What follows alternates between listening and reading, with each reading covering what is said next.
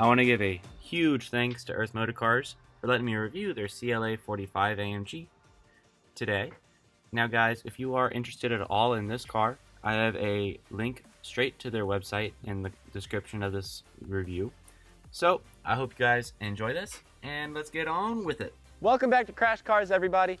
Now, if you're new to the channel, my name is Harrison Woodruff, and as you could probably guess, this is Crash Cars.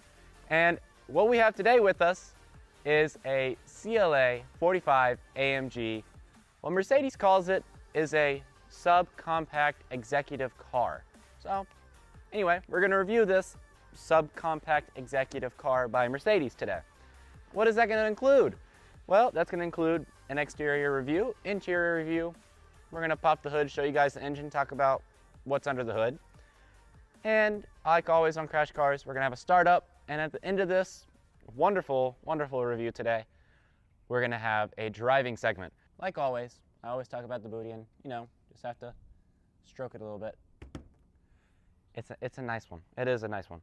Anywho, back here, I want to talk to you guys about a couple things. One, this car actually has some emotion and weight in my heart. Also, this thing has some pretty cool records and standings in the car world. But let's get the emotions and stuff out of the way so I can be true and honest with you guys. So, I was actually looking at a very similar spec 45 for myself when I was looking at the 43, and I actually took delivery of the 43 instead. And we'll dive really in depth inside of the car onto why I chose that car instead of this one. And you'll see very quickly how that subcompact executive car thing, meaning whatever Mercedes decided to do that, how that affected my decision inside. Outside, I think it's gorgeous. I think this entire car is gorgeous. Anywho, back to, you know, the review.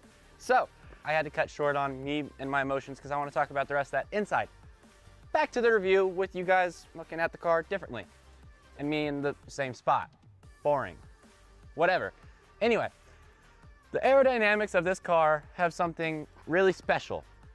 They hold, when the car was introduced and was starting in production, the drag coefficient record at the time, beating out Tesla, beating out McLaren, beating out all those cars. Tesla, at the time, was at the top of the mountain, having a drag coefficient of 0.24, which is ridiculously low. And somehow Mercedes was like, we are going to do this, and we are going to beat them. They beat them with a drag coefficient of 0.23. Now, yes, that's not much lower, but that is still a significant drop. For a car to even drop that much, just, you know, at the snap of a finger, that's awesome. And you could also like go to your buddies like, hey, my car's got better drag coefficients than you do, I bet, blah, blah, blah, blah, blah, blah, blah, or stuff like that. Anywho, that's kind of why I decided to stand at this gorgeous booty and talk about that, because as you're slipping through the air, passing all your friends, what are they going to be looking at? They're going to be looking at this gorgeous booty. So enough talking about, you know, the aerodynamics and all that. Let's hop up front. Let's pop that hood and show you this gorgeous 4-cylinder engine. Up under this, you could say tiny bonnet, we have the gorgeous hand-built AMG 4-cylinder. Let's real quick see who it's produced by. Peter Schillender. Thank you for making this gorgeously well done, handcrafted 4-cylinder. Thank you. Anyhow, we're gonna edit that out, I guess. I don't know, we'll find out. I do it all, who cares? Anyway, let me tell you what this 4-cylinder is all about. So, yes, it is turbocharged. It only has one because obviously it's a 4-cylinder. It doesn't need two. It can't have two. Other than that, what does it produce? It produces 380 horsepower with 350 foot-pounds of torque.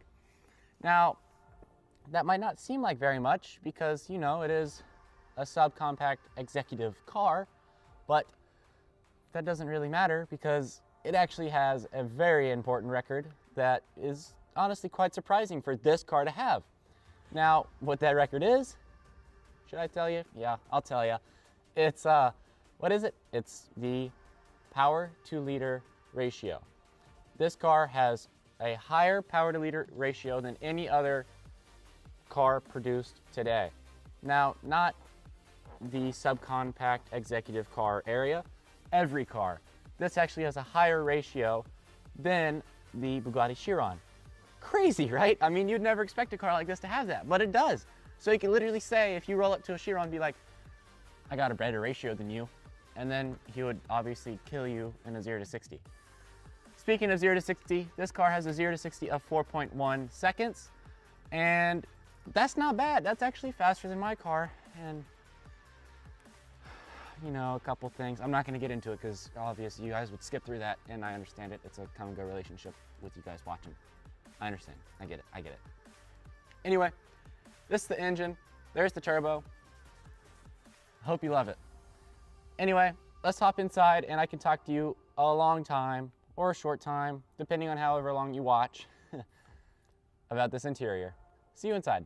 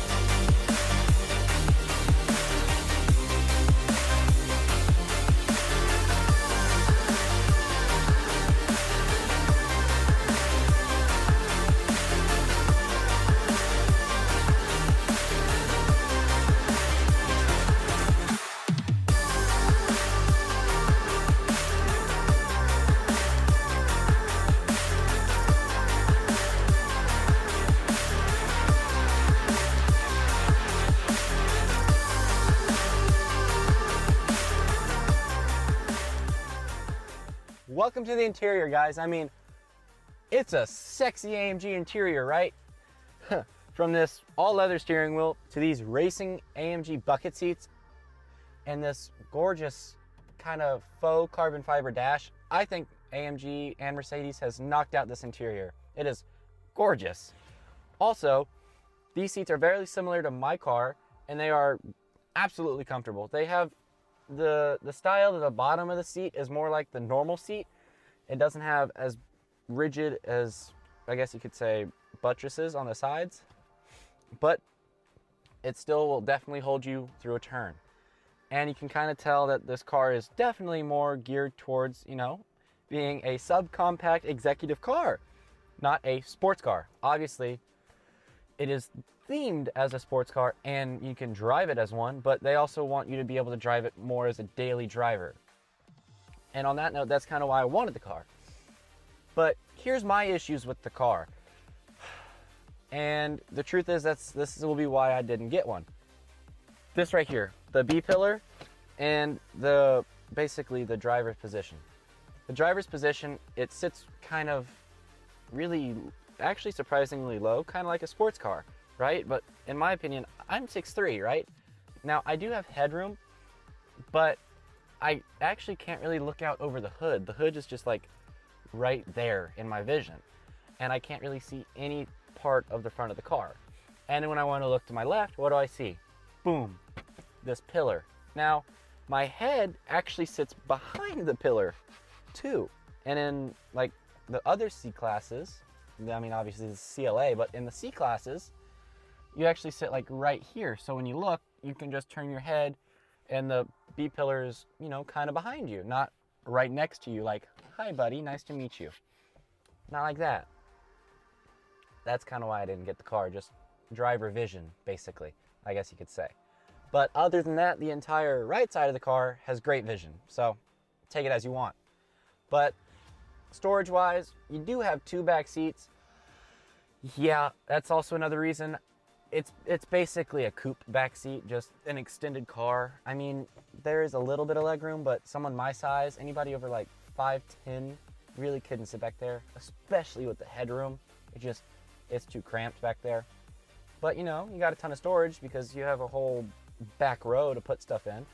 Then the glove box is fairly decent. The center console, I forget how to open it, is fairly decently large. And then you got 2 cup holders, a little storage here, 2 side door pockets, and then that's about it for storage. And then infotainment, yeah, the screen is tiny. On the newer ones, they're going to be bigger, obviously, just like always. Sorry about kind of blinding you guys. And that's about it. Now, for the driver, because I mean, cars are for drivers, obviously, you have this gorgeous Mercedes steering wheel with nice little, in my opinion, dinky paddle shifters. Like in the C classes, they're bigger and they make a better noise, and they're actually aluminum. These feel like kind of a crappy plastic, in my opinion. Unlike the C classes, which are gorgeous, gorgeous aluminum. And then you have your tachometer and your speedometer with a little tiny display screen, which will tell you your speed, navigation, infotainment stuff, all kinds of stuff. Then on the steering wheel itself, you have right on the right side, all the driver functions, like, you know, command stuff like talking and all that. And then on the left side, you have the controls for the little screen right there. Then, like always on Mercedes, you have your windows and your blinker on the left knob. There's no right knob on this car. The gear, would be the gear shift. The gear shift is down here on a really cool little handle, which I do like. I do like that a lot. You know. And then you have your chair selectors right here, and your windows and mirrors all right here. So, I mean, the car is laid out very well, and AC and all that's right there, you know. I forgot about that. Sorry. But the car is laid out very well. I mean, it is. It's a very well laid out car. It's Mercedes, of course it is. But, you know, just some things here and there that just don't match well with a lot of people or some people. Like if you're a tall person, you might not want this car, but if you're a shorter person, then it's a great car. It's fast, it's fun, and we're gonna go find out about that shortly. Just let me finish up. But it's a great interior. I mean, look at this. You got red seatbelts, standard. You actually have to pay $50. I know that because I had to do that well, no, I take it back. I didn't have to do that because I didn't want to, but $50 for a black seatbelt. Like, they want you to have a cool, fun car. So I think that's awesome. You know, Mercedes always does a good job with their cars. Interiors, outsides, whatever. It's just personal opinions, stuff like that. But like I said about driving and noises and soundtracks and rides, let's go ahead and take this puppy for a spin. But real quick, I want you guys, like always, to hear the startup. This car has a ridiculous exhaust on it. Cracks, pops all over the place.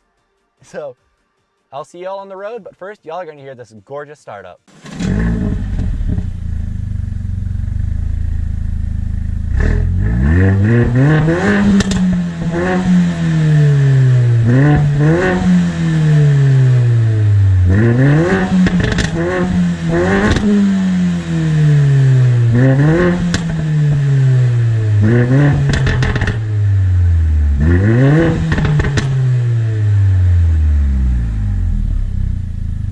It rides actually very smooth, and we are in Sport Plus because when you have it, why not be in it, right? So being in Sport Plus, the car actually handles all the bumps really, really surprisingly well. No jolts, no jumps, no pops or anything. And there's a cop, so we're gonna obviously behave right here. But there's not much, you know, to complain about. Very surprising. Honestly, I was expecting more pops, skips, and hops, and bumps, and jumps, and all over the placeness. But the car has actually not done that, and it's very surprising. Now, steering-wise, the car, it is very loose, but it does go kind of where you want it to. I'm certain at higher speeds, it'll obviously become tighter because, you know, sports cars, when you turn at higher speeds, it listens more.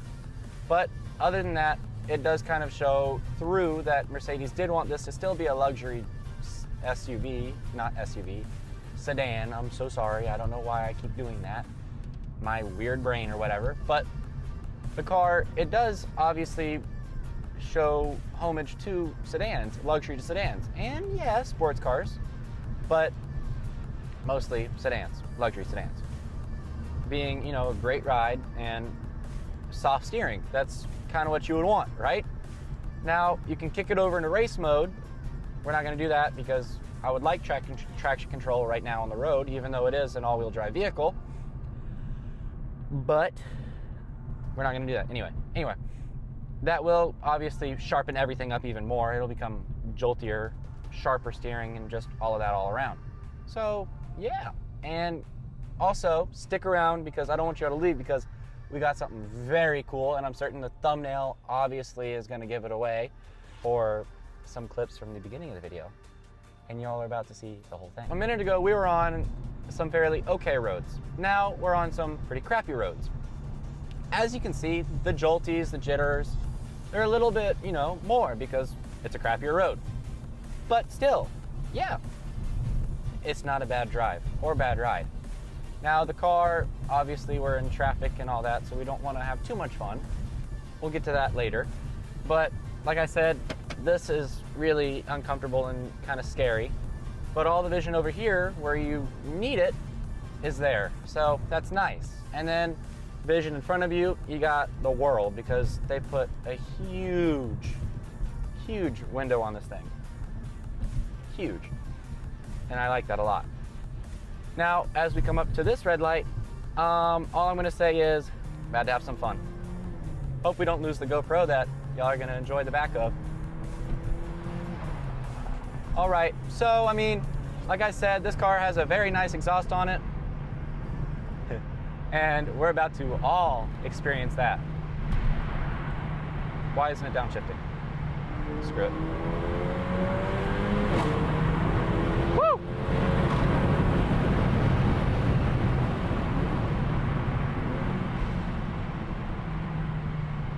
One more. Very nice. Very nice. Now, obviously, you guys watched all of that from the back. I want to hear in the comments, please, do you like that shot? Because holy crap, we're gonna pull in right now because there is an F40 over here. So we're gonna go see this with you guys during this review. See you in a minute. Here it is, right here. F40. Oh yeah, say hi, Ben. That is insane, guys. Comment below if you like that thing, because holy crap. Hide the license plate for him. That's insane. Jeez. Hey, only on Crash Cars do you have F40s crashing a CLA review, right? I mean, come on. Okay, see you guys back inside. Might have to take a couple photos of this guy.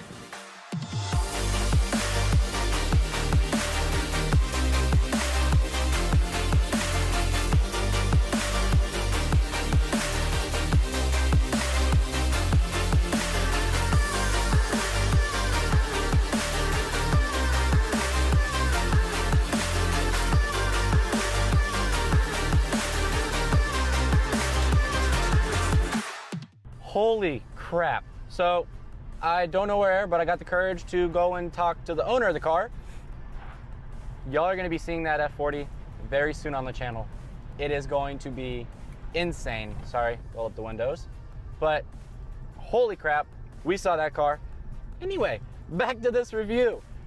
The CLA, that tunnel, holy gosh. I'm sorry, I'm just still shaken up. Wow.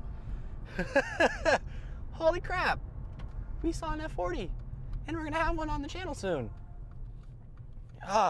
As I chill out, just you guys can enjoy the soundtrack. It won't be long, but here's the soundtrack.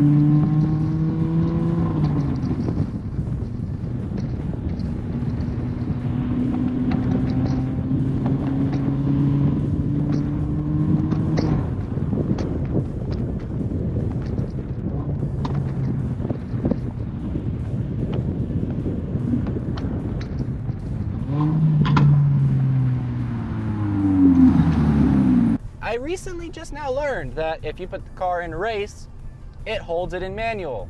Makes sense, right? Most cars do that. wow. And putting it back in Sport Plus turns it off.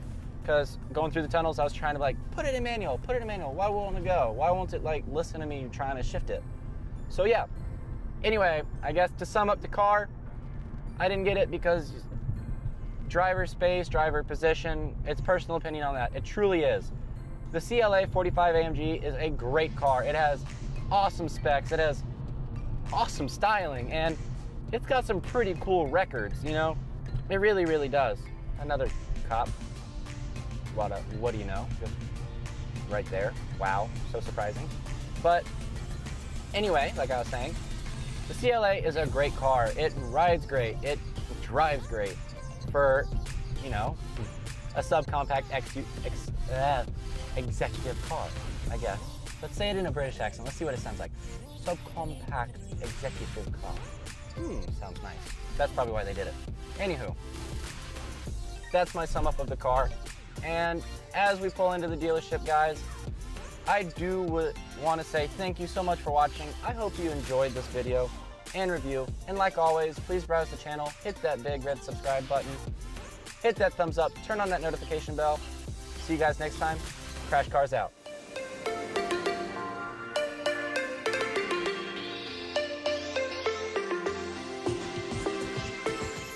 I want to give another huge thanks to Earth Motor Cars for letting me review their CLA 45 AMG. Thank you guys. This thing is a blast.